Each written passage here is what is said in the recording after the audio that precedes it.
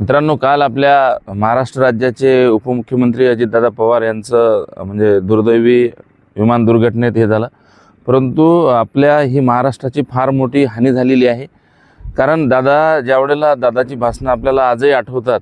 म्हणजे साधं माधुरी हत्तीनीचा प्रश्न एका लाईव्ह भाषणामध्ये दादाला आवाज देतात, दादा माधुरीच्या त्या याच्याकडे प्रकरणाकडे बघा, मग एक मुलगा सांगतोय।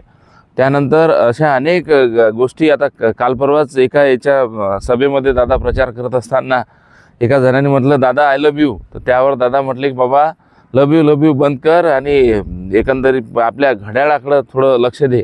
ते ह्या सगळ्या गोष्टी आणि दादाची ही भाषणं आणि जे काम होणार आहे त्याला हो म्हणणारा आणि मनामधून कधीही कोणाविषयी आक्रोश न दाखवणारा नेता हा महाराष्ट्राने गमावलेला आहे। ही महाराष्ट्राची हानी मित्रांनो आपल्या कधीही भरून निघणार नाही, मग तो कुठल्याही पक्षाचा नेता असो।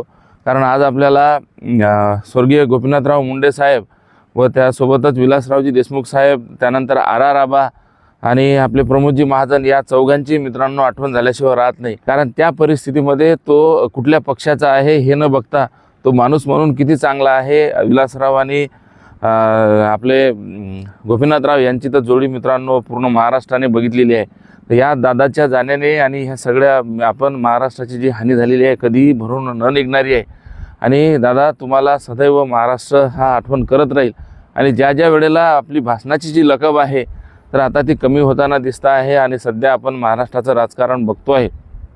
तर या बदललेल्या सगळ्या परिस्थितीमध्ये आपल्यासारखे नेत्याची महाराष्ट्राला खरोखरच गरज होती। आम्ही विदर्भात आहोत आणि विदर्भामध्ये आपलं आज पाहतोय आपण की मंगरुळ पीरशी नातं आलेलं आहे सुभाषरावजी ठाकरे आणि चंद्रकांतदादा ठाकरे व सोबतच आपले पुसदचे आमदार इंद्रनील भाऊ नाईक याही घराण्यासोबत आपले दादा असणारे संबंध। या माध्यमातून तुम्ही आमच्या दिग्रस परिसराशी देखील कनेक्टेड होता।